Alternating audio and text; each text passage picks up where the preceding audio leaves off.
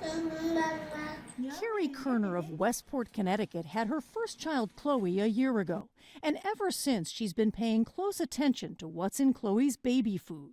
I just looked for ingredients. If there was any added preservatives or any sweeteners or added sugars, I wouldn't buy it. So I basically just wanted to get organic.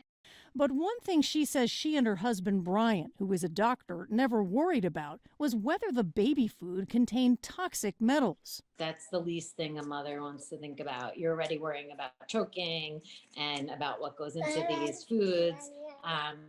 That's very concerning as a new mom. Yet a new congressional subcommittee investigation finds major concerns over the presence of metals in baby food. The report says baby foods are tainted with dangerous levels of toxic heavy metals, including arsenic, lead, cadmium, and mercury. Researchers say developing brains of babies and young children are uniquely vulnerable to toxic chemicals, which can cause permanent brain injury, with risks for lowering IQ, problems in school, even criminal behavior later in life. And that's why Congressman Raja Krishnamurthy told us that getting heavy metals out of food sold for infants is critical. I don't know a mom or dad that wants neurotoxins in their baby's foods. Investigators asked 7 U.S. baby food manufacturers to provide internal documents and test results. Of the 4 that did, all showed the presence of lead, arsenic, and cadmium in their own test results, at levels the report says eclipse maximum levels set for other products. For example, the report says compared to the levels allowed by the FDA in bottled water, the results were up to 91 times the arsenic level, up to 69 times the cadmium level, and up to 177 times the lead level.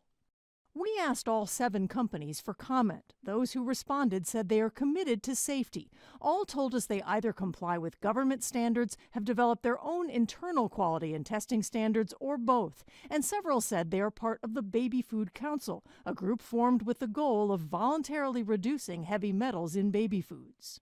But the problem is not new. Consumer Reports did its own spot check testing of 50 nationally distributed baby foods in 2018, finding every product had measurable levels of at least one of 3 heavy metals.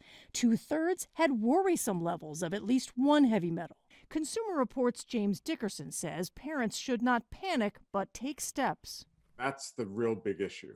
You want to minimize the risk. You can't eliminate it entirely, but you can minimize it, and there are steps that we can take. He tells parents to limit rice and sweet potato products, which tend to absorb more pollutants because of the way they're grown, to avoid snacks like crackers and puffs, which in CR's investigation had higher levels of heavy metals, and to vary their child's diet. And Congressman Krishnamurthy believes that voluntary industry efforts aren't enough. He plans legislation to increase FDA oversight. So now we need the FDA to step into the breach and do what I think the American people believe it is its job to do, which is to make sure that the food that their babies consume is safe. We asked the FDA for its response. The agency told us it is working to get toxic elements out of foods, but acknowledges there's still work to be done. By one group's estimate, nearly 9 out of 10 baby foods they tested had no federal safety limit for healthy metals.